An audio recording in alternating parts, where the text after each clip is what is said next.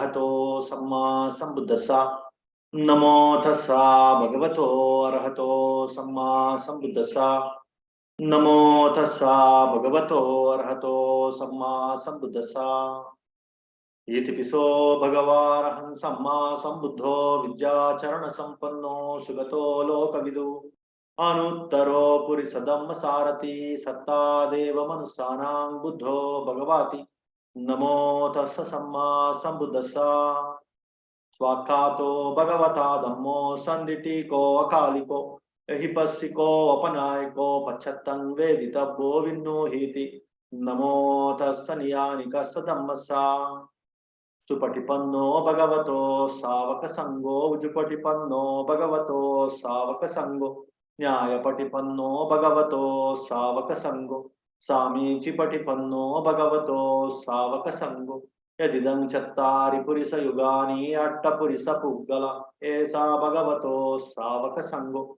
Ahuneyo pahuneyo dakkineyo anjali karaniyo anuttarang punyaketang lokasati. Namo tassa atta arya puggala mahasangasa. Sadhu. So today's talk is on control.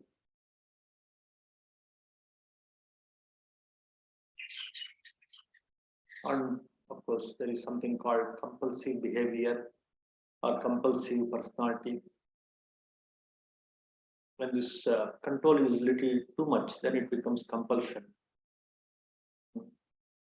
And if that is a part of your personality, your behavior, then it becomes compulsive behavior, compulsive personality. It becomes, like say, unknowingly, it becomes a part of you. Subconsciously, consciously, all the time. That controlling nature is seen in one's thoughts, in his speech, in his actions. So then it becomes compulsive behavior, compulsive personality. So that is what is the speciality of this control. It's called paradox of control. You want to control, but you get controlled by many things. And then it becomes a psychological problem, a mental health issue. So that is what is this compulsive behavior or compulsive personality.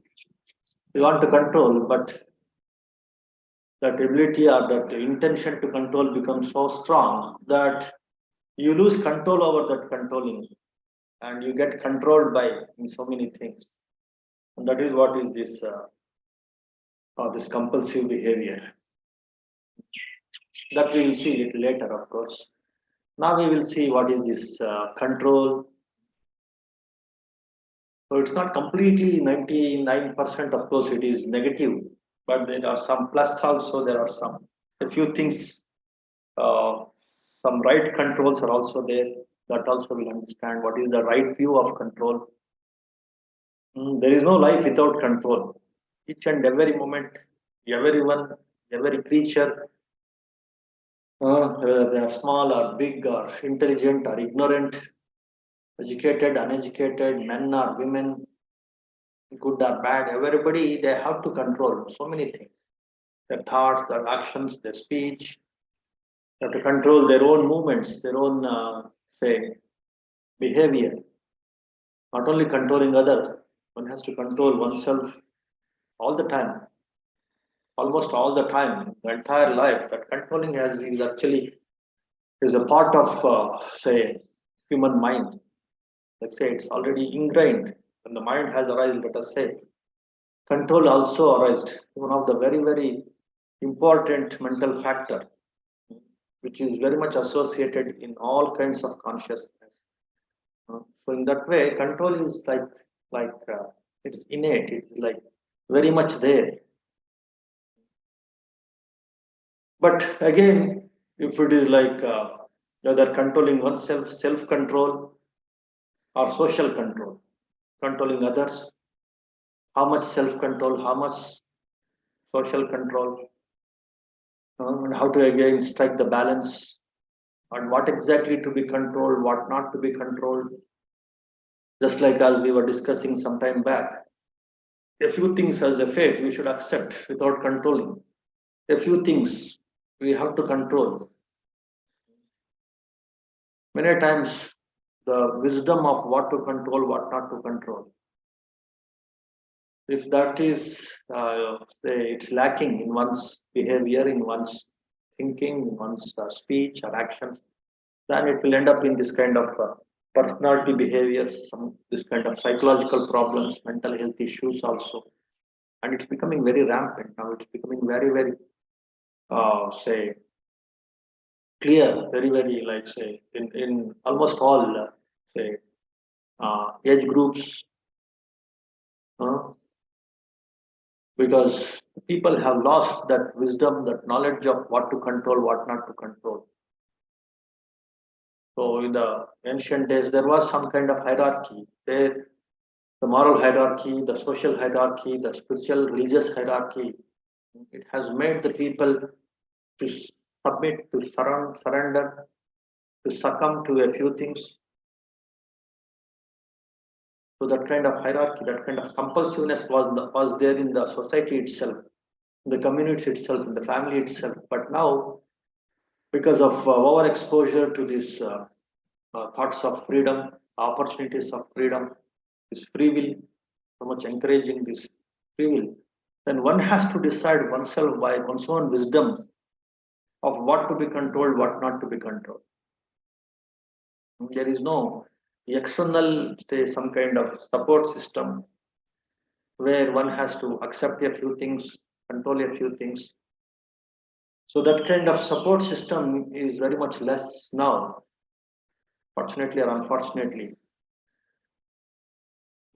Fortunately, because now one can exercise one's free will and one can learn, one can develop his wisdom, what to control, what not to control. In that way, it is fortunately, it is fortunate. It is unfortunate because most of the present generation people, they are in the transition from that supporting system where they had to listen to some kind of hierarchies, the community, the society, the social hierarchy, where there was no need for them to think so much of what to control, what not to control. So in that way, now they are in a lot of stress, lot of distress, lot of anxiety of what to control, what not to control. So in that way, it is an unfortunate thing, the present trend, the present generation undergoing in what to control, what not to control. Controlling oneself also, what to control about oneself. Controlling others also, what to control others. And with the same way, what not to control with oneself, what not to control with others. That kind of lot of anxiety, lot of say not having clarity. That has put people into lot of this kind of anxiety issues, which comes from these compulsive disorders. And when it becomes like innate, sometimes people are getting it from the birth itself, then it's called personality disorder. There's something called OCD and OCPD. The psychologists, they talk about these two things: obsessive compulsive disorder and obsessive compulsive personality disorder. And it becomes a part of your personality. Hmm. Then treatment is relatively tough, difficult. So we will see again this: what is this OCD and what is this OCPD, compulsive disorder, compulsive personality disorder. And again, it's like quite interesting to know about those things. Then you will get a lot of insights when you learn these things, even scientifically. This control, different kinds of control. There are 30 kinds of control. You just go through all these 30 kinds of control. Then you will get a lot of insights. Oh, what kind of control, when one can say adopt this kind of control for oneself on others, which one should prevent, and how to strike the balance. All these insights you will start getting, and maybe sometimes I'll give some inputs also how to work on these different kinds of controls And then what is the religious, the theistic and atheistic approaches on this control. And then what is the right view approach? The scriptures, what there are some incidents we will take from the scriptures. What kind of wrong controls and right controls that we can learn from the scriptures, and also what we are practicing as meditators and all, how the different kinds of right controls and wrong controls. You can avoid wrong controls, cultivate right controls through these meditation courses, different courses that you are learning, going through. So all these things, the right view of control, also we will learn. We will discuss in this talk. So the psychology of control, the paradox of control, how controlling is, say, if it goes uncontrolled, then how it controls you. Instead of controlling, how you get controlled when this desire to control becomes too much. That is what is the paradox of control. And what is the right view of control? Those things we will see. And of course, in addition to this compulsive personality, compulsive behavior, what are the different symptoms, how to handle them, how to note in one's own personality. Most of the people, they're going through these problems to some or the other extent.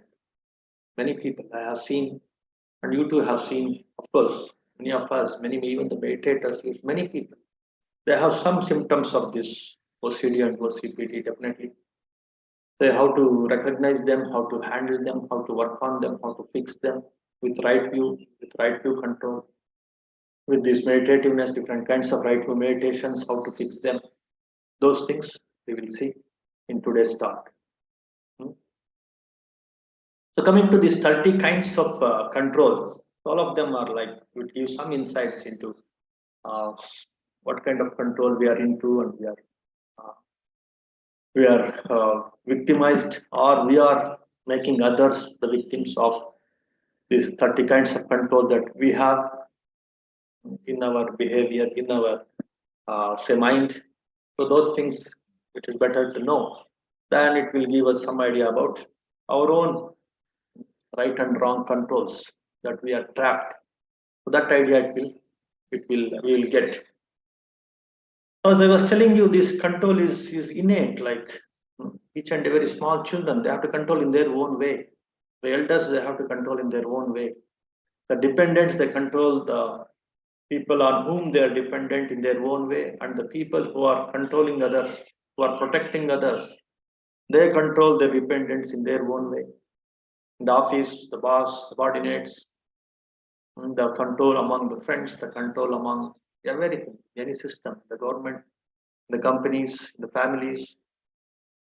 There is no, like, you can't exclude any individual, any being from this quality of control, whether they are controlling themselves or controlling others. Controlling others also, it's very much seen in all species, in all beings, in all people.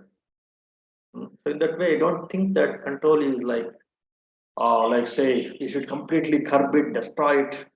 Only when you become emancipated, when you reach Nibbana, then only this control will go away. So, because of that reason, better to know these different kinds of control, so that you can understand what are the right dimensions of control, wrong dimensions, wrong angles, wrong phases of control. Those ideas you will definitely will get, and that's how, at the end of the talk, you should be quite clear about the right view of the control. What to control, what not to control, how not to control. Some insight definitely you should get. So that is the objective of this Dhamma talk. Okay. Now, what are these different kinds of control? Aggressive control. So, what is this aggressive control? It is the physical intimidation. Okay, it is the physical intimidation, temper outbursts, bullying, and verbal threats are used to frighten a victim into compliance, to subdue a person, to make him complacent. So you use these kind of aggressive tactics, even sometimes physical also. So in the ancient times, people used to beat their children, their students. Hmm. It's like an aggressive way of controlling. It's like physical intimidation, like rowdies and even the police. They are all into this kind of physical intimidation to control. Temper outbursts, bullying, and verbal threats. All these are different ways of this aggressive control. Then the next one is all or nothing. All or nothing. So that kind of approach. What is that? There are no shades of gray in between. It is white or black. That's all. There is no shades of gray that is in between this white and black. There is no gray. It is either white or black. So that kind of imposition, if you are applying that kind of imposition, if you are applying on your victim, on the person you want to control, then that kind of control is called all or nothing control. It is either way or a complete opposite extreme. Either you should do this or you should completely, I will kick you out. So that kind of approach. Do all everything according to this only. Not even small compromise. They won't appreciate it. Otherwise, go away. So that kind of influence, if a complainer or if a controller is having, that is called all or nothing approach, all or nothing control. Then the next one is assumers. The controllers who are assumers. The controlling person assumes they know what the victim thinks without asking and refuses to accept any dispute to the contrary. Like just like the parents, they handle their children, small kids. I know everything. What you want, you should do according to this, then you will get what you want. I know what you want. I know how you should get it. Because of that, you should listen to me. So that kind of approach is called assume control. I assume that you know everything. You should also know that I know everything. What about you? What you want? And then accordingly, just listen to me. In that way, it's like some kind of completely making the victim to completely depend on this person. So assuming that he knows everything, so then it becomes an assumer's way of control. Then attention seeking control.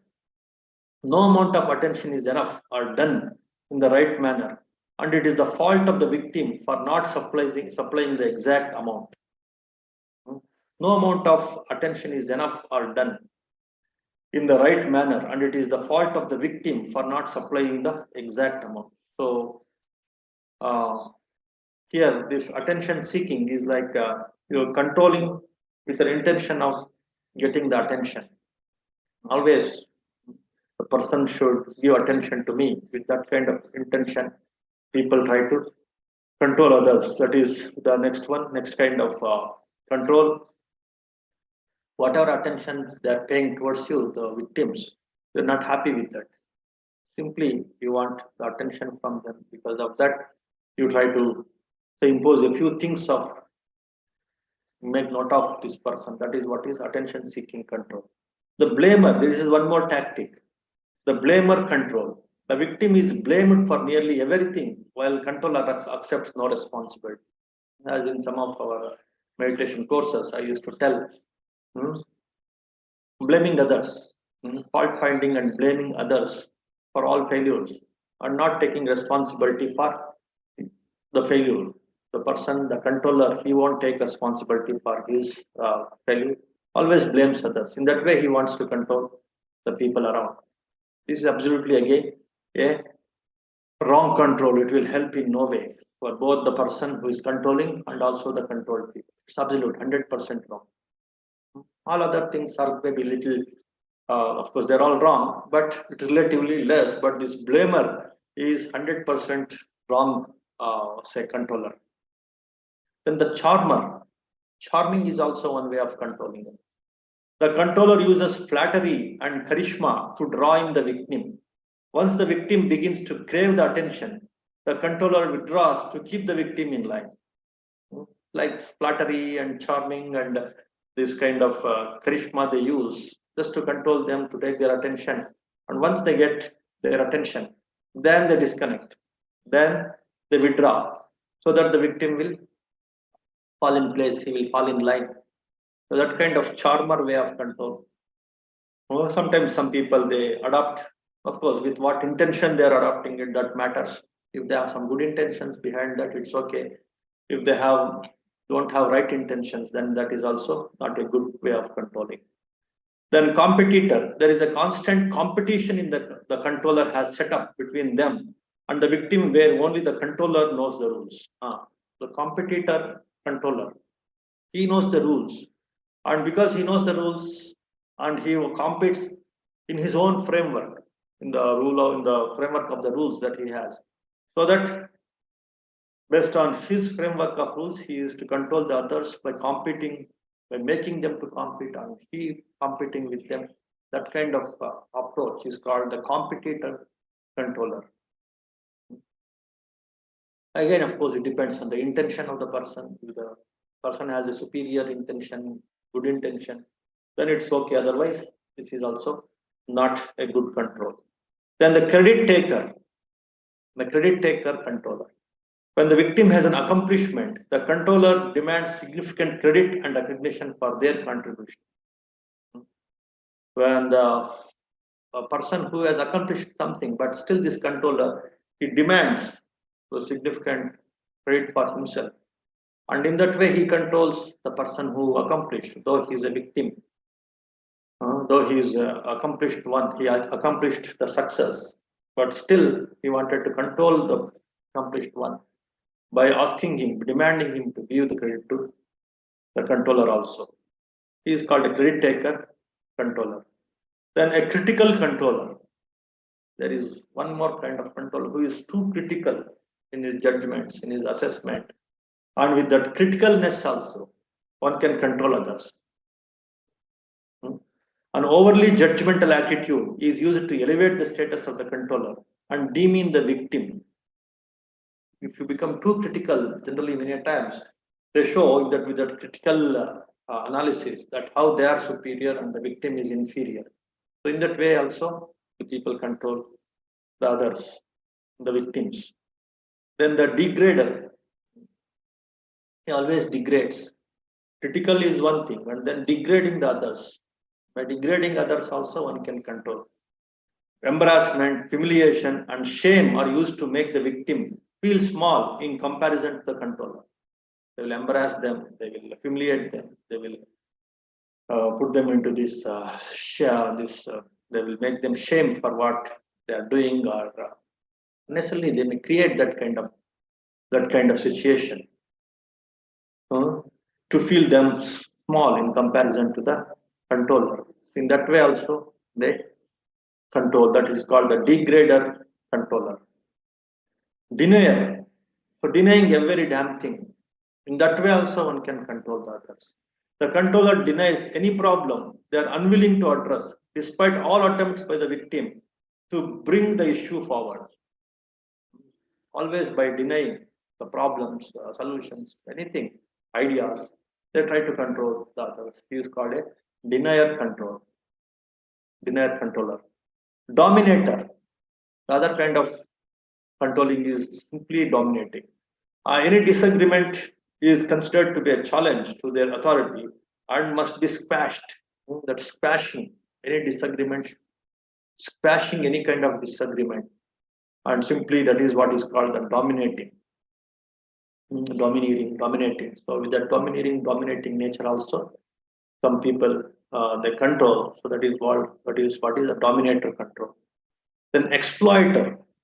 By exploiting also one can deliberately setting up scenarios where the victim explodes so the controller can justify their domineering behavior. The victim so should explore that kind of scenarios they create, and then they show she is weak, I am powerful. That way, making the person weak by exploiting them, and then showing that they are superior. In that way, also people dominate. That is what is called the exploiter dominate controller. Then one more approach is a gift giver. By giving gifts also people control. Of course, again, it depends on the intention. If the person is having good intention in this giving gifts, it's okay. Otherwise, it's again the wrong way of controlling. If you have some selfish or some bad intentions in this gift giver controller, then of course it is bad. Elaborate gifts are used to manipulate the victim into performing. Gifts are given with the expectation of some type of return on the investment. Generally, here they are explaining this thing with an intention of say selfishness. It's all like a wrong way of controlling only. They are explaining here. So the gifts they give just to make them to perform, and then uh, in return, so they can expect some return by giving gifts. So in that way, gift givers also they want to control their victims. Guilt tripper. The controller tries to make the victim feel guilty for thinking, speaking, or acting a certain way. Yeah. Again, this is also one very, say, subconscious controlling tactics many people follow. They feel other person guilty, and because of that guiltiness, the person generates in his mind, he behaves in an inferior way, behaves inferior, and then this person can control him. So that is one guilt tripper way of controlling others. Historian, the controller seeks out secret information about the victim to be utilized later as a tool for embarrassment when the victim is non-conforming. This is one more tactic in some companies, so people adopt. They try to know about some secret things about their victims, and not of course they don't tell them, or they don't try to rectify it or fix it, but keep it as a secret for themselves. When the situation demands, then they try to utilize that secret as a tool for embarrassing the victim and then to control him.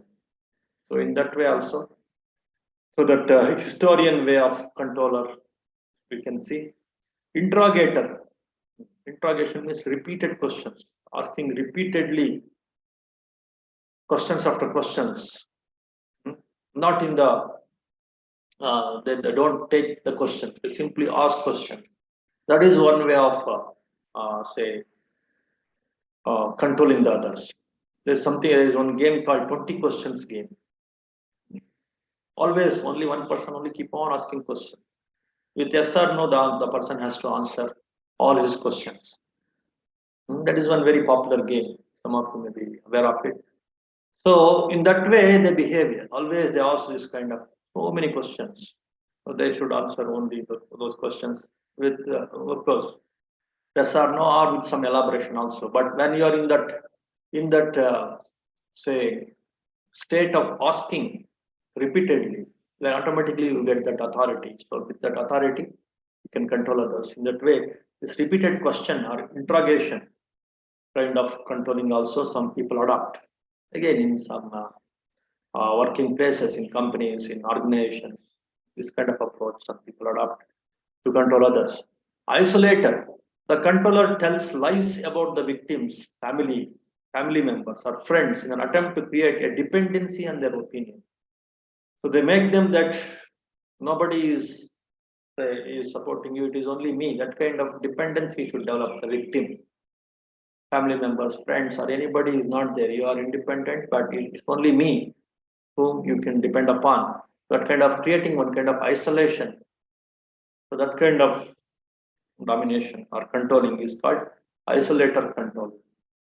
Then jealous, with out of jealousy also some people control, especially in the families, the spouse, husband and wife, if she is jealous.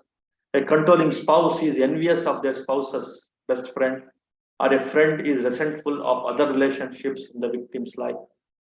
So with that jealousy also they try to control. That is called jealous control. If somebody is giving a lot of attention to other person, this person will feel jealous.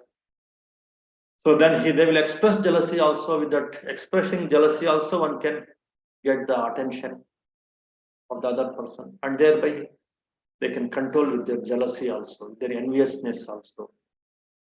This is also very much predominant, knowingly or unknowingly. Many people they adopt this tactic to control others, the spouses, the friends, in the peer group, everywhere. This jealousy and expressing jealousy also is one way of controlling the other person to take his attention towards the controller.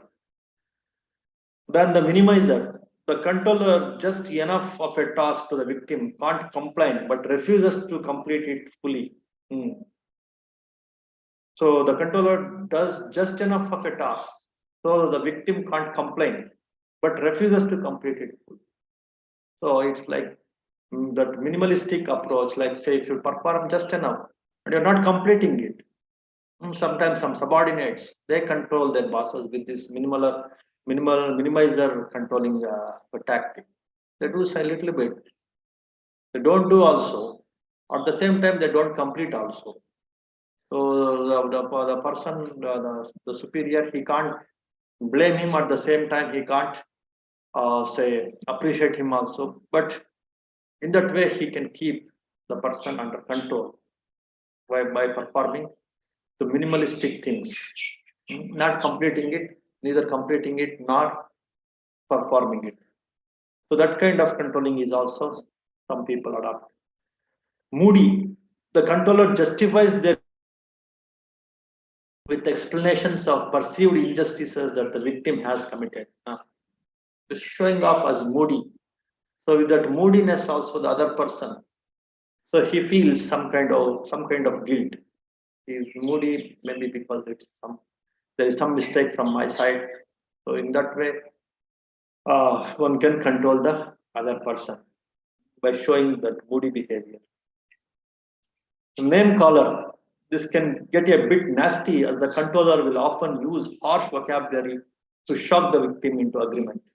Name caller, calling different names. That's one more tactic of controlling the others. Needy. The victim is expected to read the mind of the control and meet the controller's needs ahead of their own. In that way, they compel.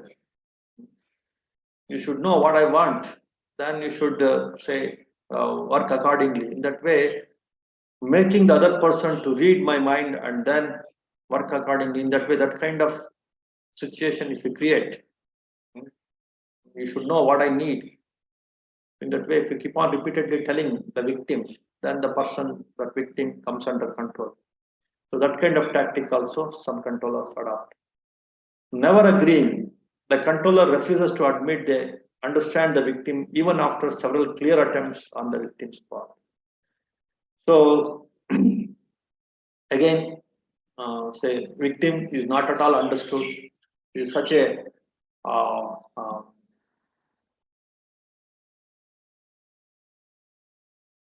whatever clear attempts they are making, they show that they are not understood. In that way, they don't agree. They don't never agree for whatever attempts they make the victims. In that way, also with that never agreeing behavior, also they control the victims. Over explainer. This is one more very interesting way of controlling others. Hours long explanations are given for simple issues in an effort to wear the victim out. So in that way, too much instructions, too much explanation. So that is one more way of controlling.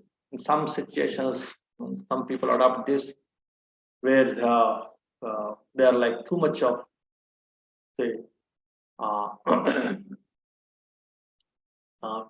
yelling out so many instructions, giving so many instructions, explaining them repeatedly. Some people they control others. Passive aggressive. There is one more tactic called passive aggressive technique. This is a sneaky undermining where the victim is often unable to point out specific events, and when they do, it sounds trivial. It is not, rather, this is like a constantly dripping faucet. Sneaky undermining, where the victim is often unable to point out specific events, and when they do, it sounds trivial. It's like passively becoming aggressive, though showing the things as trivial, but influencing them to make it, though it is specific, unable to point out specific events, and when they do, it sounds trivial. They don't make the things very clear, and when they do it very clearly, then they say this is very trivial, this is very silly, there is nothing big in this, there is nothing great about this. In that way, they show that passive aggressiveness. by simply rejecting the best things also as trivial things. That is one way of controlling others. Pressure pusher, constantly pressuring the victim to give in to the desires and wishes of the controller, even after they have said no. Even they said no, again and again, repeatedly pushing them, so that until they say yes, and not only saying yes, to come under their control because of this continuous pressure, continuous pushing. One more tactic is silence. With silence also people control. Oh, of course, again depends on the intention. Buddha many a times he used to be silent. When lot of say wrong people, arguing people and all, if they try to influence or control Buddha, Buddha is to keep silent, and that silence is also one way of controlling. Of course, again depends on the intention. With some wrong intentions, also people can keep silent and control others, and with some good intentions, also people can keep silent and control others. Urgency, and again creating some kind of urgency and controlling the other person and making him to work for the controller. That is what is called the urgency control. The controller insists on immediate action, not giving the victim enough time to think through a scenario. So then that is an urgency control. Then the controller puts out some traumatic event as continued justification for their behavior and refusal to accept accountability. Yeah, this we have seen in our classes also. They say they have some kind of traumatic things, there's some kind of problems going on, and in that way, they try to seek some kind of courtesy or some kind of compassion for all their mistakes, and in that way, they want to control others. In that way, they want to control others. So that kind of victimhood, acting or playing victimhood, so behaving as a victim, so he's controlling. In his mind, his intention is to control, but he is acting as a victim. That kind of pretending as a victim is also one way of controlling. In that way, this controlling has so many kinds of dimensions, so many tactics. Actually, there are only a few. There are hundreds of this kind of controlling tactics. Children, they have their own tactics of controlling the parents. The parents, they have their own tactics of controlling the children. Of course, the controlling tactics one has to adapt consciously. There is no wrong in it, based on the situation, based on getting the work done. But when these things they go uncontrolled, that controlling becomes uncontrolled, then the problems start. When they become subconscious, like unknowingly you get trapped into this controlling behavior. When you are knowing that you are controlling, and of course, if your intentions are very good, good for me, good for others, good for that particular job or task. So if you are adopting some tactics of control, it's okay, it's good. But when you become the victim of this very controlling, in your over enthusiasm to control, you lose your own awareness, you lose your own comfort, you lose your own mind, you lose your own balance. Then it becomes a mental health issue. And many times, if you don't have complete clarity about this control, then you experience what is called this paradox. So what you want to control, that starts controlling you. You want to control your, say, your spouse in so many ways. But that very complete mind on my spouse, on my friend, on my boss, on my employee, so that will fix you. You can't think anything beyond that particular thing that you want to control. In that way, that particular thing is controlling you. Then you lose your patience, lose your peace, you lose your calmness, and you can't give attention on other things that you are supposed to do. And all your thinking, all your planning, it goes around that person or that situation that you control. And you became the victim of your own controlling object. That is what is the problem with this control.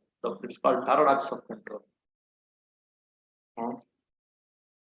So in that way, so one should not say become the victim of this paradox of control in his over enthusiasm to control. All actions, all work, it involves some degree of controlling. But that control is not controlled. That controlling mind is not controlled, not understood and controlled. Then there is a chance of uh, becoming a victim of your own controlling behavior, that controlling nature. That is what is the paradox with this control. And one should have always some line, some threshold line up to where one should look into this control, this quality of control. Beyond that, one should learn this art of letting go, art of giving up, art of letting go. So if you don't have that skillfulness in this art of letting go, art of giving up, then you will be controlled by your own controlling nature. Then this paradox of control, it will creep in, it will come into the picture, and it will start controlling you. So that kind of limit that we should know when to control, how much to control, what to control, when to retrieve, when to let go. That skill is what is called this right way of control. That kind of moderate approach, even in this controlling business, whether to control oneself or controlling others. Many people they give so much emphasis on self-control. By controlling themselves only, they can control others, control the situations. That is true to a great extent. That is true. But controlling oneself also, if it goes beyond some limit, then one will end up in this kind of OCD, these compulsive behaviors and compulsive disorders. Not only your desire to control others, even to control yourself also, if it goes beyond some limit, then that is also dangerous. There also you will start say experiencing what is called this paradox of control. It will go uncontrolled, then you end up in this kind of obsessive behaviors. What are the obsessive behaviors? Like, but I've seen some people, they they continuously keep on washing their hands. They keep on chanting something. They keep on doing something just to forget that kind of compulsive thinking or that controlling thoughts, just to just to let go it. They keep doing some work or some chanting, some verbal action, some physical action like this cleaning and all repeatedly. Or maybe sometimes out of fear, maybe sometimes to keep away some kind of compulsive thoughts, they keep doing these things.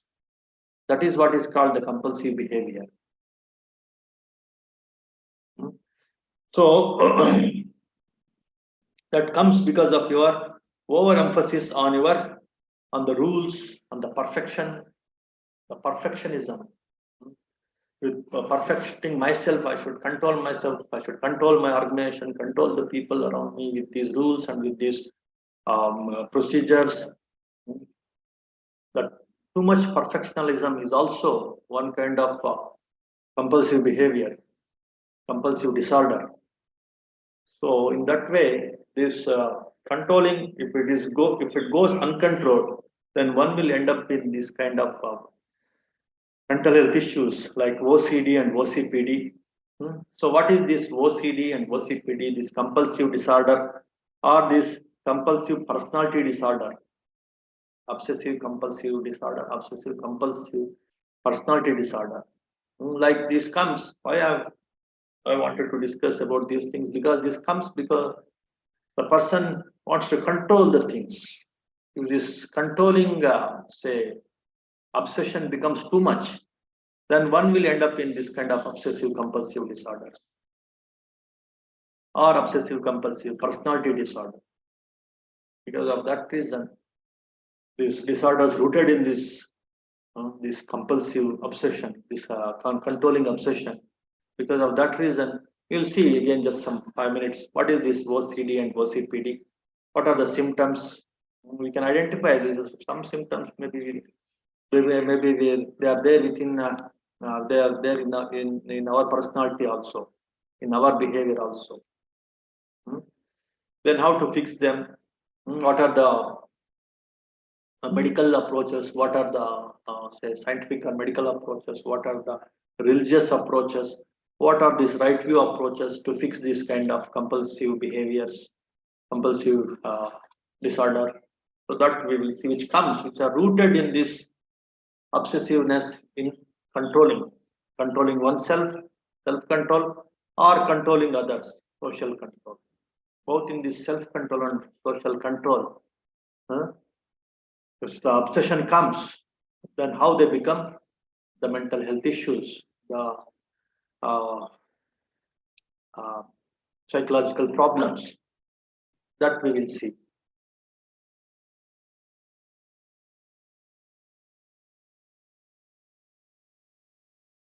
OCD, this obsessive compulsive disorder, is a mental health disorder characterized by excessive thoughts and repetitive behaviors. They keep on doing a few things repeatedly. And in their thoughts also, a few kinds of thoughts they keep on repeating in their minds. Only a few kinds of thoughts. So that kind of mental health disorder is called OCD, obsessive compulsive disorder. And what is OCPD, obsessive compulsive personality disorder? What does it mean? Is a personality disorder, unlike a mental health disorder that may be a short term and treatable. A personality disorder is a lifelong disorder that disrupts that disrupts thoughts, behavior, and mood. These issues can cause great distress to an individual. So this personality disorder, it has become a part of your personality. These compulsive thoughts, compulsive behavior, obsessive thoughts, compulsive behavior, because you want to control yourself or to control others. With that kind of intention, this kind of compulsive behavior or obsessive thoughts, they keep on dominating you. And it becomes a part of your personality from the birth. Some people, they get it from the birth itself. And some people, they build it and they become the part of their personality. Then it becomes a personality disorder. And if it is for a short time, it is seen in one's personality, in one's life, then it is called behavior disorder. Just for a few, maybe a short term, and it is treatable. Then it becomes OCD, compulsive disorder. And if it is become a part of the personality, it becomes very difficult to treat, and it is seen for a very long time, even sometimes from the birth, then it becomes a personality disorder. So all these things, they come from this compulsion. That compulsion comes from the obsessiveness in the mind, obsessive thoughts. That obsessiveness of the thoughts and compulsion in the behavior, it comes because you are so much obsessed of controlling yourself or controlling others. So that kind of control, if it is too much, if it goes uncontrolled, then one will end up in this kind of temporary compulsive disorders or permanent compulsive personalities. So both are psychological problems, mental health issues. So now coming to symptoms. What are the symptoms of OCD, the compulsive disorder, and what are the symptoms of compulsive personality disorder? When it becomes a part of the personality, what are the symptoms? The characteristics of a person who has OCD come down to excessive and sometimes intrusive thoughts, images, and impulses. Some of the most common obsessions in OCD patients, this obsessive compulsive disorder patients, some of the common symptoms are contamination. They have always the fear of contamination.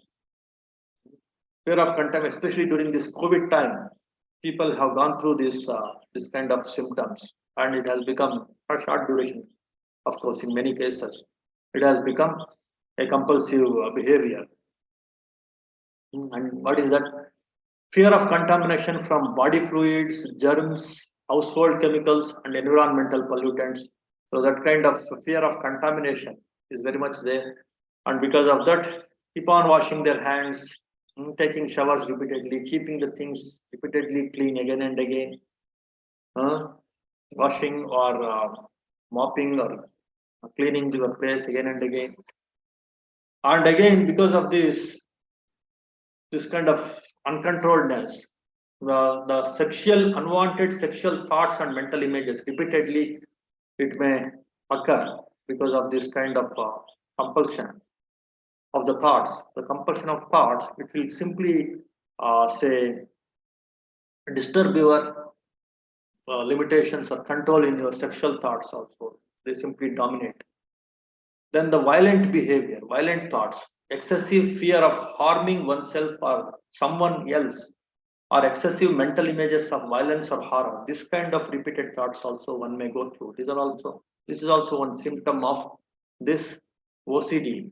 This OCD is so the thoughts about harming oneself, even some kind of suicidal thoughts also, if they are coming repeatedly.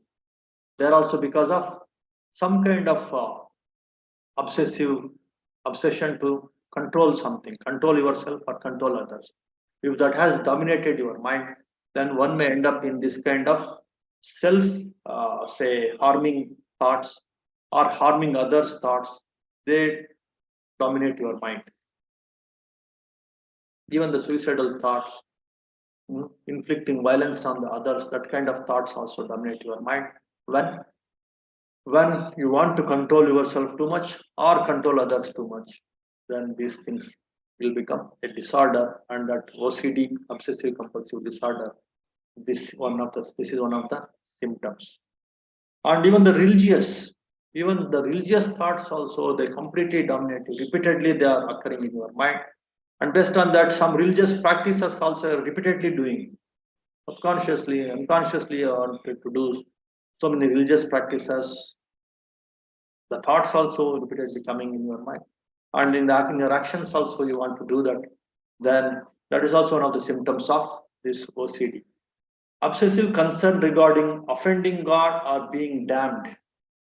It's not only practicing some kind of religious things, it is to damn the God. It's like offending the God, hating the God repeatedly. That kind of say hating the God, offending the God, damning the God is also that kind of thoughts and that kind of behavior also one can see in this OCD patients. Identity. And again, obsessive thoughts regarding sexual orientation or gender identity. The thoughts about your sexual orientation and the gender identity, that kind of thoughts also repeatedly. It's again like say, it is rooted, the problem is rooted in too much obsession to control yourself or control others. Then responsibility, fear of something terrible happening and being responsible, or fear of causing harm to someone by not being careful enough. So here too much over responsible thoughts, and because of that even harming others to bring them into responsibility. So that kind of thoughts also, it will dominate you. That is again the symptom of OCD.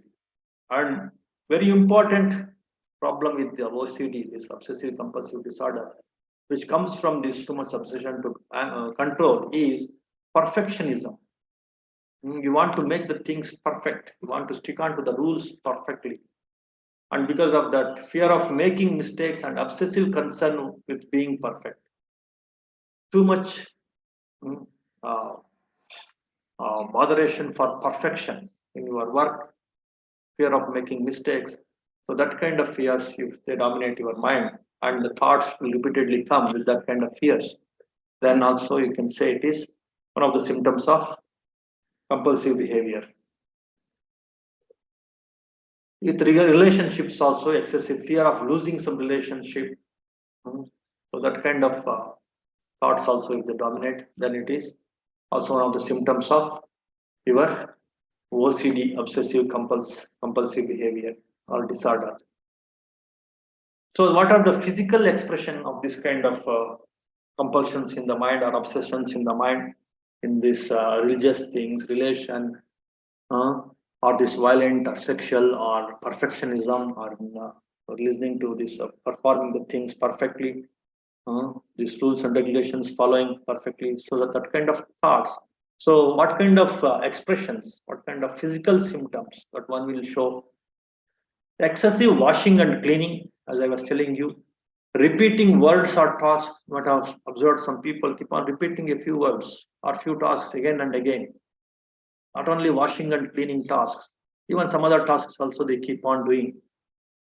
Over checking situations to make sure that you did not harm others. Like checking the, say, whether the door is locked properly or not several times when you leave your house. Hmm. So that kind of repeatedly doing the things, over checking the things, rearranging things until they feel right. Keep on rearranging the things, the chairs, tables, or some interior, say, uh, some objects that you have designed. So rearranging again and again, that kind of behavior also you can see with this kind of people who are obsessed with this kind of um, compulsive behavior. Counting while doing a task, repeatedly counting the things, again and again counting the things, praying to prevent harm, repeated prayers to prevent harm, that kind of behavior you can see.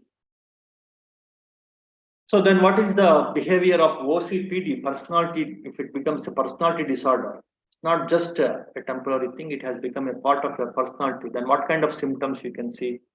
Obsessive devotion to work that affects other activities. Too much focus on your work only, perfectionism. Again, because of this competition and again this professionalism has taken people into this kind of OCPD behavior. You might have seen this in many, even the very successful professionals also, they have this OCPD symptoms. Like they have obsessive devotion to uh, perform their works, which will affect other activities and which will affect their mental peace also, mental harmony, mental balance also. So that kind of obsessive devotion to their work, that is one of the symptoms of OCPD. Obsessive fixation on rules, lists, and details that are minor, even the minor things also, the minor rules, the minor details, the minor lists also, they're obsessively they are devoted to that. Obsessive fixation, they are devoted to that kind of minor rules, minor details also. They get carried away in that. They can't they can't open up to the present situation, present moment, and just can't do any other thing other than these rules and regulations and the work. They get completely trapped into that, completely carried away by that. That is what is a personality disorder, compulsive personality disorder, which again comes to, of course, the root is like ambition to achieve, and again because the deeper root is like the controlling oneself, controlling others. If I don't do perfectly all these minor things, then other people will not follow me, other people will not listen to me. So if I want to control other people, I have to do all these things perfectly. That kind of compulsiveness they have built in their minds. And they become a victim of their own compulsion they have built in their mind. Their own need to control themselves so that they can control others. That kind of over emphasis, which goes uncontrolled, which goes beyond the limit. So they behave like this. Then one more problem with this compulsive personality is the inability to finish tasks due to excessive perfectionism. Because of too much perfection they expect in their work, they can't complete the task. In between, oh, I can't perfect this, they just give up. They don't start also many a times. Oh, I want to complete this task, but I can't do this, so I will not start this. In that way, I have seen some people, they have wasted years and years without starting anything, thinking that they can't complete it. They can't do it perfectly. They can't do it perfectly because of that reason. They don't start anything, or if they have started anything, they don't uh, complete the task, finish the tasks. That is again one of the symptoms of this personality disorder, this compulsive personality disorder, which is rooted again in your overall obsession to control. Obsession with moral and ethical codes also. Too much obsessed with this moral rules and ethical rules. not having some kind of middle path approach, the moderation approach. Too much emphasis, and you become a victim of your own emphasis, your own rules, your own situation that you created. Just like this silkworm, so it nets the cocoon around itself and it gets trapped inside it. So that kind of say personality these people will have because of the too much emphasis on their own rules, the work ethics, too much, and also the moral ethics, the moral rules. You they give too much emphasis and they build a cocoon around them, and they become a victim of. They get trapped into their own cocoon that they have built. So that's how these personality disorder people they behave. That's what the symptom. And the hoarding tendencies. Hoarding tendencies means like they keep on accumulating the things again because of like the insecurity, feeling of insecurity also will dominate their mind. Because of that, they just that letting go becomes very difficult, and it that inability to let go, it has become part of their personality. So such kind of personalities, such kind of symptoms, these people will show. This compulsive personality disorder people, the people who are suffering from that. That ability to let go of the things and objects, or even the finance, materialistic things, and not to let go the rules and regulations which they think that is the only way to control themselves, control others, and to live. That is the way to live in this world. And if that goes extreme, goes beyond some limit, then it will trap the person only. He becomes the victim of his own control.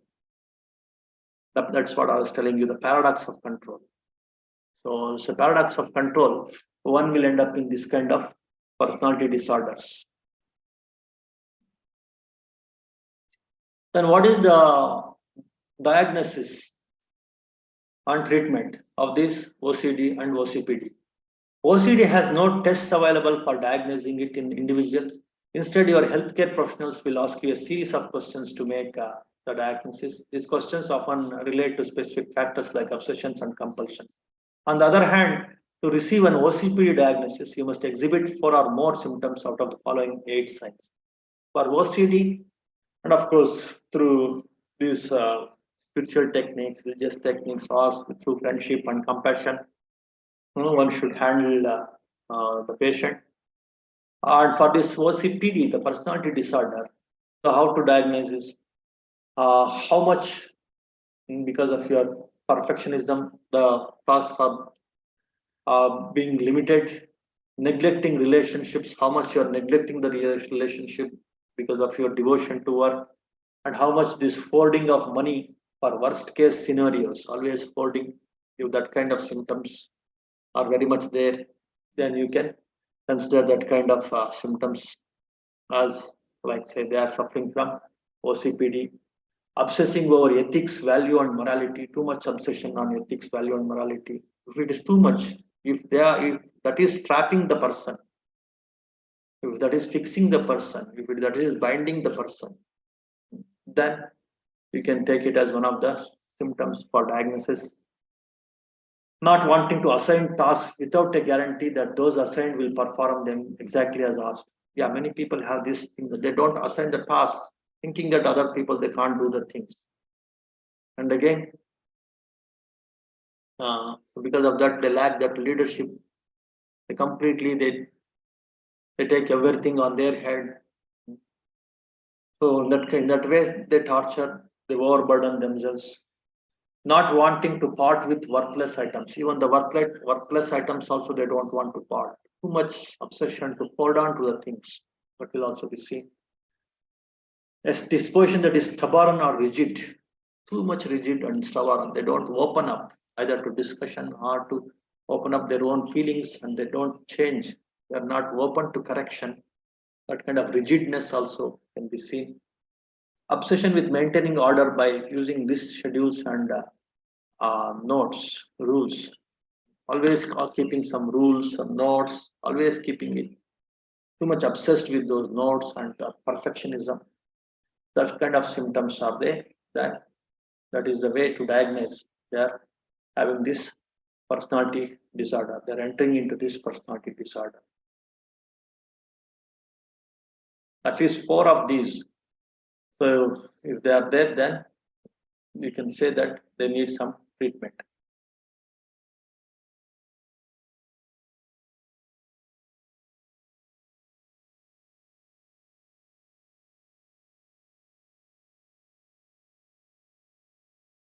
What is the treatment? These medical people say about these things. With the co-occurrence of these disorders, both this compulsive disorder and compulsive personality disorder, which comes from this overemphasis on controlling, the effects and symptoms of OCD are often amplified, leading to a higher rate of depression and alcohol consumption. Additionally, those who have both OCD and OCPD seem not to respond well to cognitive behavioral therapy. Such people, they don't even to say open up themselves to the present situation. That's what is called cognition. Like they should open up to this kind of the present situation, the present things like listening to music or opening up, visiting some new places, you meeting some new people. So that kind of treatments also they suggest, and of course there is some medication also. And so this meditativeness or this mindfulness is the most effective treatment. Right, mindfulness-based cognitive therapy also. In that way, the medications and all the different therapies the medical people have designed. Now we will see again because of too many options, people they don't know what to control, what not to control. Even with self-control or with the controlling of others, people are confused. So that's why this kind of patient, this kind of uncontrolledness, the name of control that's happening in the present world is the main reason for this kind of psychological problems, this mental health disorders, this OCD or OCPD. So here, what are the religious remedies? Of course, all religions they want to establish some kind of hierarchy so that people accept a few things without questioning, without much bothering, without much thinking, without much analysis, without much confusion about, say, whether I can do this one in this way or that way. Simply a few things I have to do, let me do it with complete involvement. That's it. So that kind of hierarchy, all the religions they try to establish, so that people will come out of all this tension of what to do, what not to do, what to control, what not to control.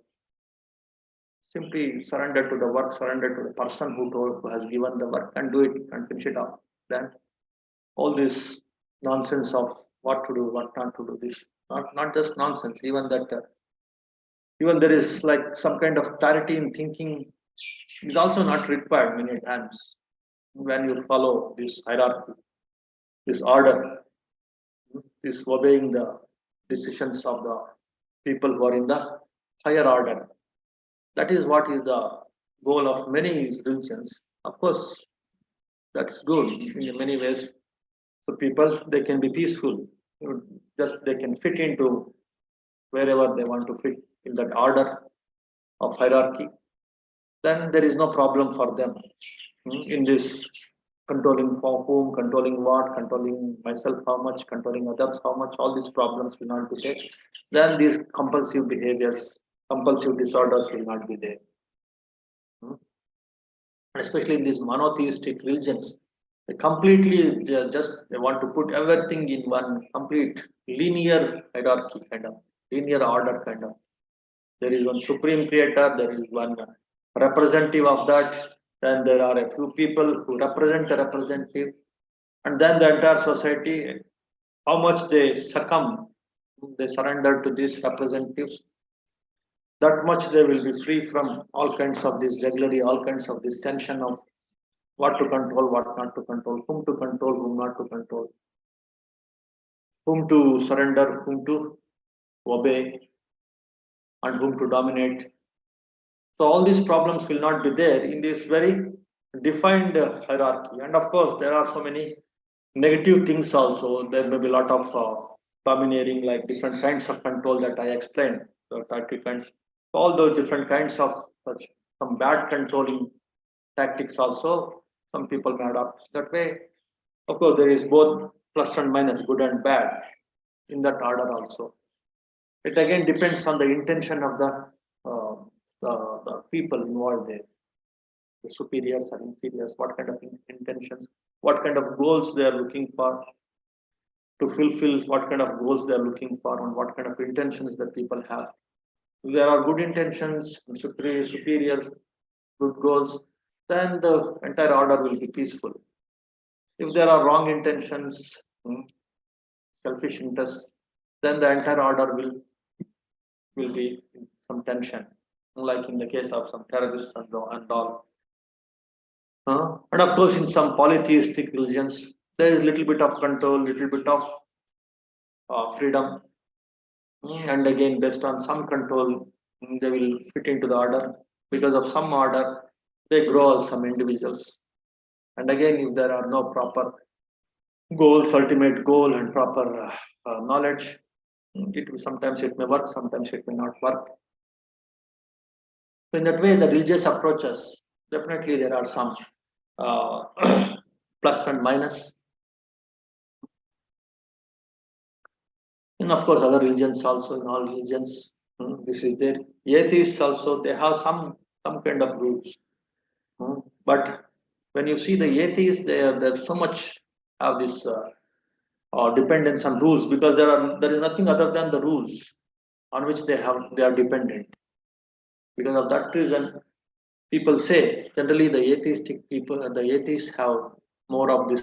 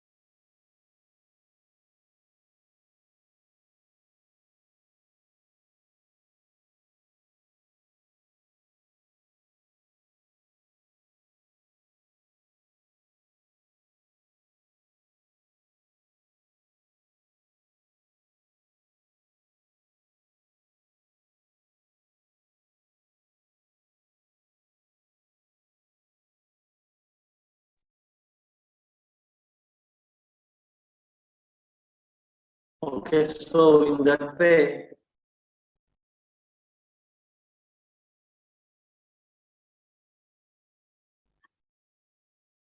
this the non-believers or those who don't have belief, they won't want to fit into any kind of religious orders, any kind of religious order, polytheistic, monotheistic, pantheistic, this paganistic, or so many kinds of religious orders. They don't want to fit into any kind of this religious order. They just want to fit into the law of the land, or law of the moral rules, or the company rules, or such kind of rules. They are highlighting so much on the rules, and that perfectionism based on that rules.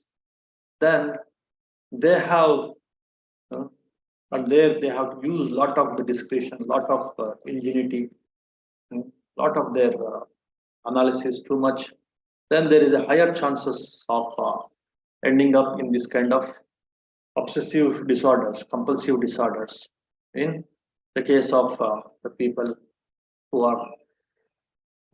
don't fit into any kind of religious orders. And if there is again a proper order in the organization, in the company, in the government, in the law of the land, if there is some proper order, then there is some relief. And if there is again some confusion in the order itself, in the company order itself, because there are no superior ulterior motives or superior or some spiritually liberating goals, they don't have generally, then definitely there will be some confusion. So if it is too materialistic, achieving materialistic goals is only the ultimate goal, then there is definitely a lot of confusion, a lot of this ability to control, this intention to control is too much, then such people will definitely end up in a lot of this compulsive disorders. This problem will be very much seen.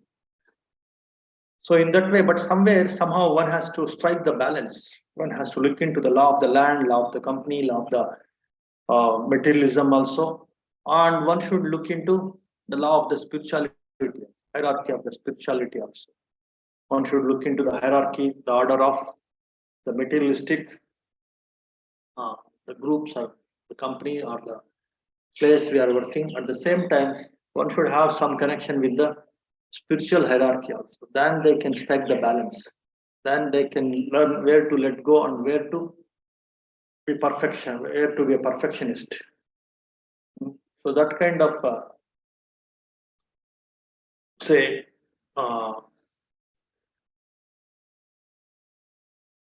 balance one can achieve. So that's what is actually the right view. Right view is always the act of balancing, of where to let go and where to let in, where to push yourself, where to control yourself and control others, and where to simply just go, let go, completely relax, either being in the with the present objects or even just transcending the present objects and being with nothing, becoming nothing. So that kind of spiritual goals, proper spiritual goals, and also understanding your role as a person, as a father, as an employee, as a citizen, as a subject. So accordingly fit into that order of the company, of the law of the land, and also looking at your spiritual motives, spiritual goals, and again fit into that kind of spiritual order.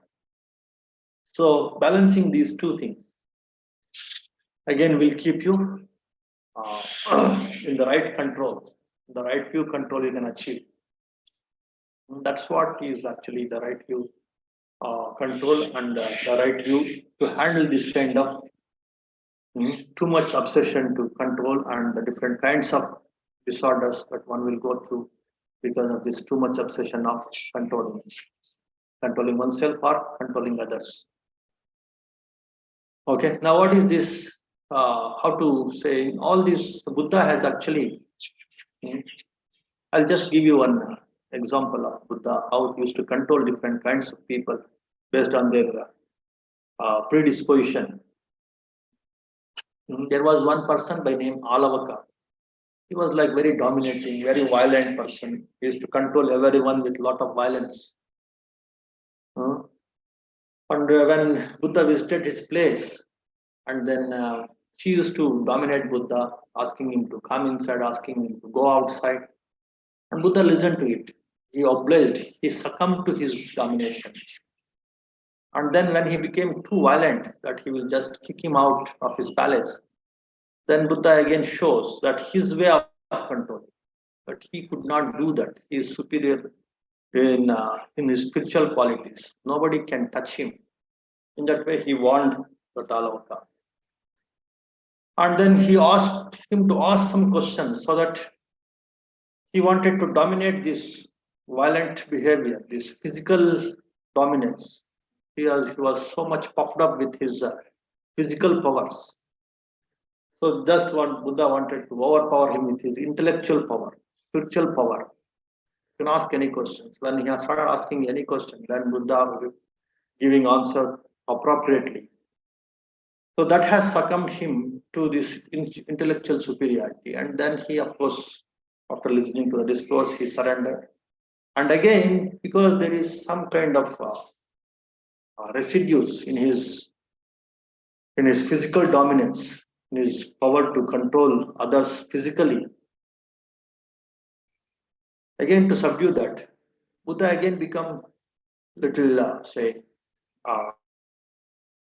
approach. Say not only me, you can go to any wise man and you ask, so what I have said is correct or not. Then he became much more humble. He became no need to ask. I completely agree with your intellectual superiority or spiritual superiority. I go to each and every village, I go to each and every town, and I will just promote this. So in that way, he could say he could yield to this kind of spiritual control of Buddha, and that's how he became a great man. He became a spiritually evolved person. And there was one more person by name Upali. He was he was superior in so many things, in wealth, in intelligence, in his physical appearance, and he was puffed up with all those things, and he wanted to control even the spiritual people with these qualities. And he wanted to just show his intellectual superiority with Buddha. So Buddha, of course, with again this question answers, again with his intellectual superiority, he could dominate him, and also with kindness, with humbleness, again to control this person. With humbleness also one can control others. With kindness also one can control. So that dimension he brought into the control. And when he yielded and he said, then now I will follow this path. Then Buddha says, no, just with this one discussion, don't take a decision that you give up some other path and you enter into this path. That is not good for a wise person like you. So in sometimes by rejecting also, if somebody try to be under your control, they follow you. By rejecting also, he made him, he's an intelligent person. He became more happy. Person like me, when I decided to follow Buddha, he's saying that no need, think twice, think several times, take your own time, then you follow. That shows his, the way he's respecting the intelligence, respecting the individual's free will. When by respecting the individual's free will, you can control the person. That's what the Buddha's technique here, to control this person. And again, like say, triggering the compassion, Buddha again dominated this Upali. So now I want to support you and your people only. Then Buddha says, no need. You can support everyone, every other person you were supporting previously also. Be compassionate to them also. In that way, he triggered this compassion. That is also one way of right control, right view control. In that way, right view control involves all these right view skills that many of you are learning. You know, when you are developing a lot of awareness, different kinds of awareness through your senses, different kinds of sense awareness, and when you are developing all these wholesome feelings, Metha, Karuna, Mudita, Upekka, when you are developing them and you are encouraging other people to develop, when you are developing awareness and you are encouraging other people to develop these things, this is the right view control of both yourself and also right view control of others. You don't fall into this trap of compulsive disorders. And again, these right confidence approaches, this Chanda, Virya, Chitta, Vimamsa, like this, right? In the right way, if you are developing them, then it is like rightly controlling yourself, and that right way of developing this confidence will induce the right confidence in others also. The right creative ideas that you are triggering in your mind through this, through the practice of these right steps of success, these right confidence building factors, it will induce the right support, right techniques, right the qualities in others also. And again, the right discrimination of what is beneficial, what is not beneficial, what is suffering, what is not suffering. So the right perception technique that you are learning, these things you correctly practice, that understanding control becomes more wholesome, more holistic, more authoritative. Then you can control yourself in a rightly, you can control others rightly. Like practicing these things by oneself, by yourself, helping others to practice these things, And also appreciating those who are practicing these things, appreciating them and then encouraging them. At these three levels, if you practice these mind purification techniques, meritorious actions like generosity, morality, meditation, respecting the respectables, and then service. Like now, many of you are serving this CRVM activities. So not only you serving, encouraging others to serve, and appreciating those who are serving, encouraging others who are respecting the respectables, the correct things, and appreciating those who are respecting the respectables. You are meditating, helping others to meditate, encouraging others to meditate, and appreciating those who are meditating. Appreciation is also one of the powerful right view approach to control yourself and control others. Encouraging others to practice all these meritorious actions, and you yourself practicing all these meritorious. All these three things, or these three steps, if you practice, practicing oneself, helping others to practice, and appreciating those who are practicing, and involving them into inclusiveness, appreciating them, rejoicing in their success, in their joy, in their achievements. These things, if you practice, then it is the way to fulfill the paramis, perfections. It is the way to develop your punya, your merits. That's why they're called meritorious actions. At these three levels, if you think of it, then your wrong attempts of controlling yourself and controlling others will dissolve, and automatically you start developing the right approaches, right ways, with all these meritorious actions, armies, and also all these right to meditations that you are learning in these different levels of meditations, CRVM meditations.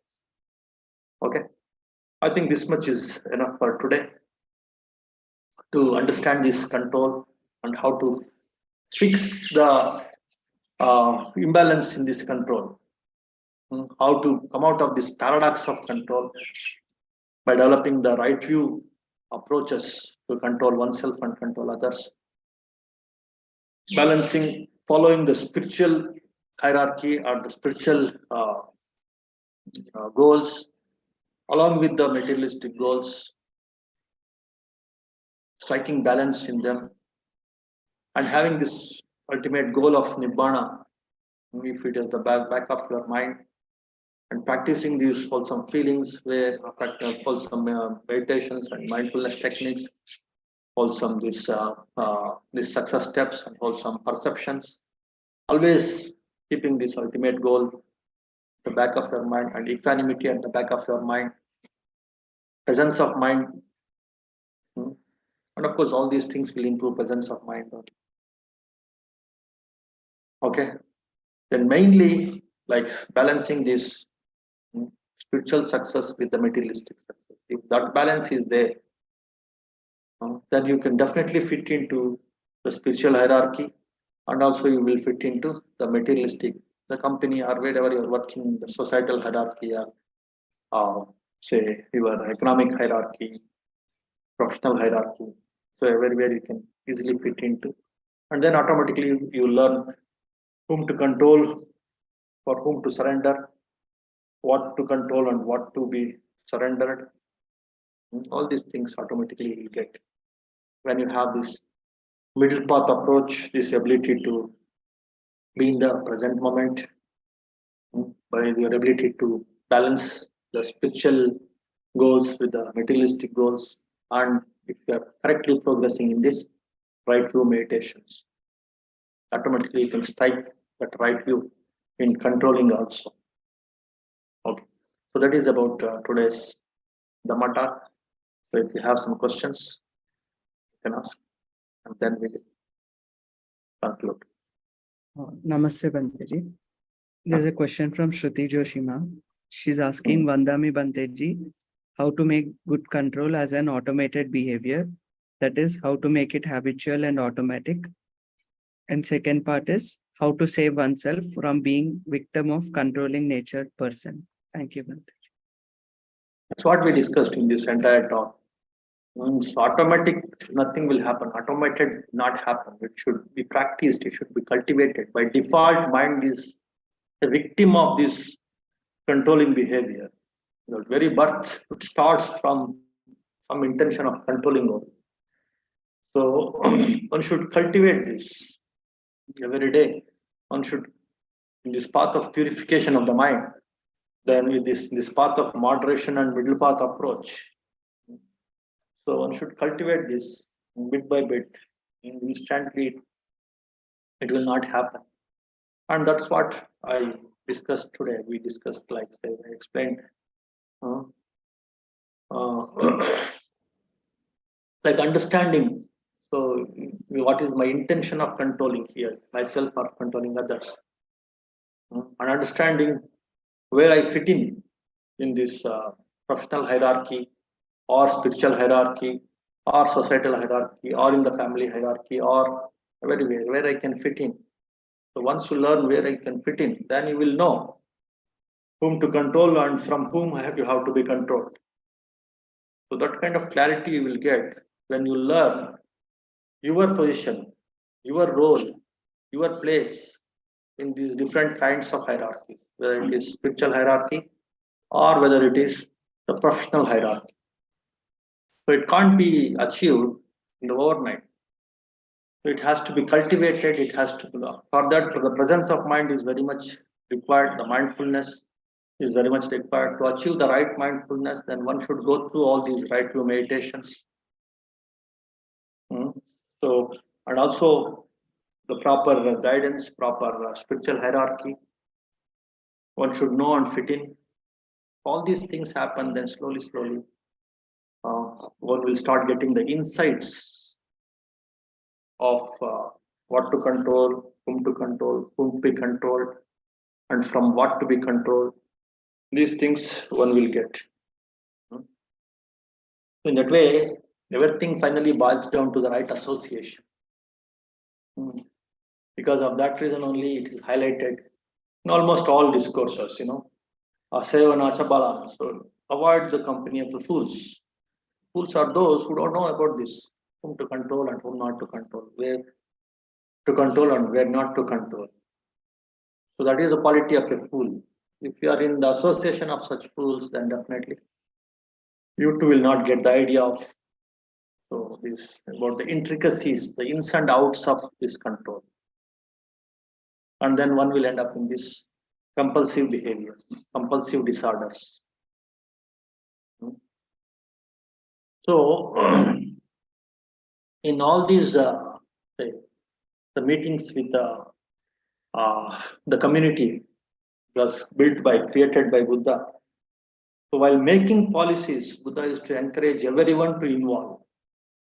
And when the question of execution comes, it was democratic. When making policy, it is democratic. Everybody should share their opinion and everybody should involve in making those policies.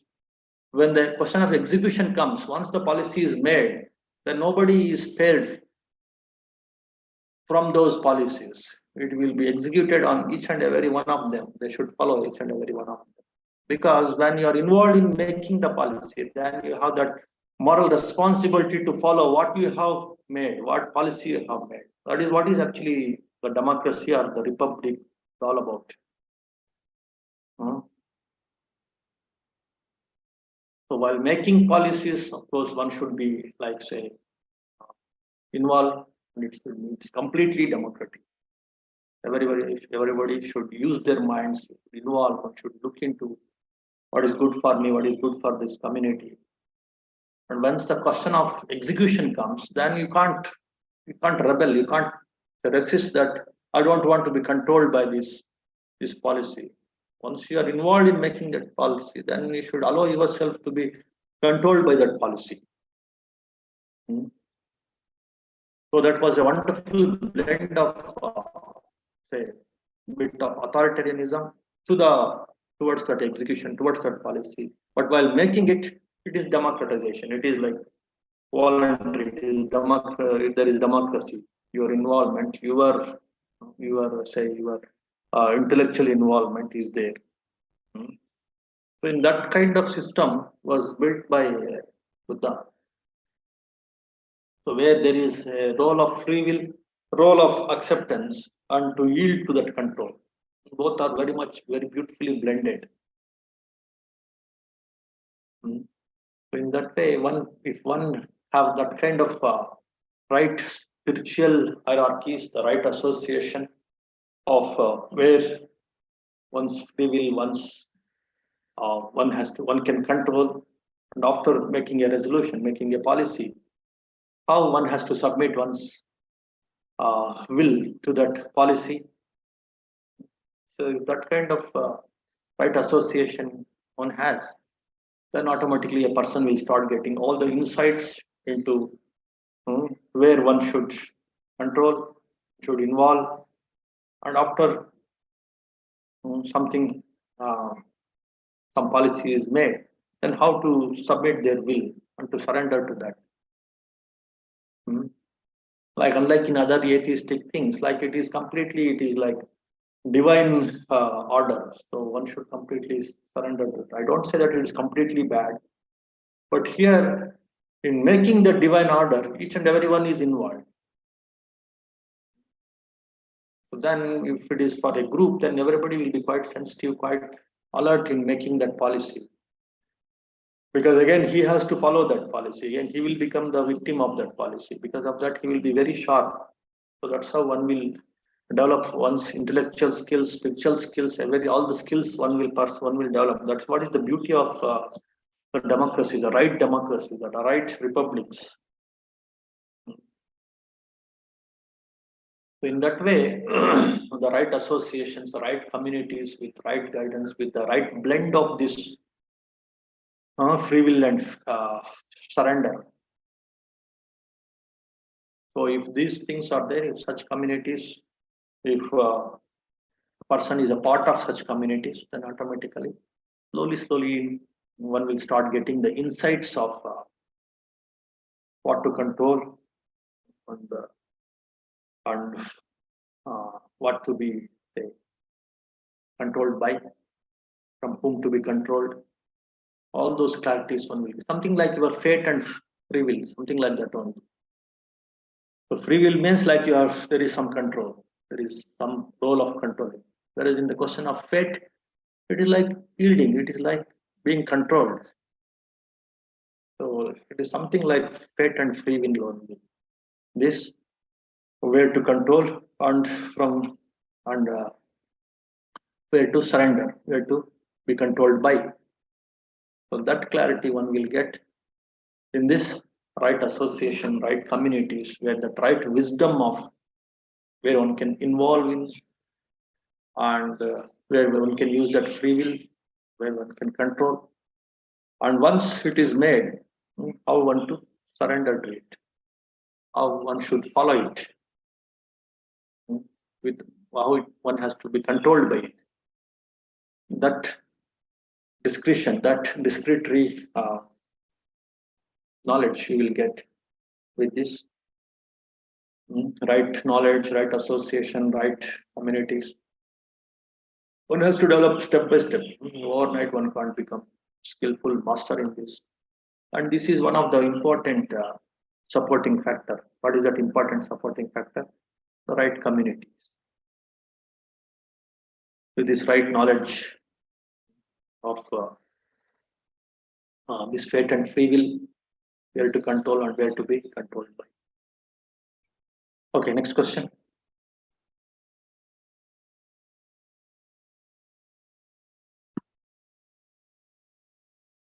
No more questions, Bhanteji. Okay, we can conclude with one small chant. Namo tassa bhagavato arahato samma sambuddhassa bhavatu sabba mangalam rakkantu sabba devata sabba buddhanubhavena sabba dhammanubhavena sabba sanghanubhavena sada swati bhavantu te sukhi bhaveyan nidduko aham nicha aham viya ida cha me sukhi hontu majjata chatavedino imam higam mante dhamme satta hontu sukhi sada to parancarajyesu Chakkavale Sujantano. Sadhu, sadhu. Sukhi hundu. May all of you be happy, healthy, and peaceful. May all beings also be happy, healthy, and peaceful.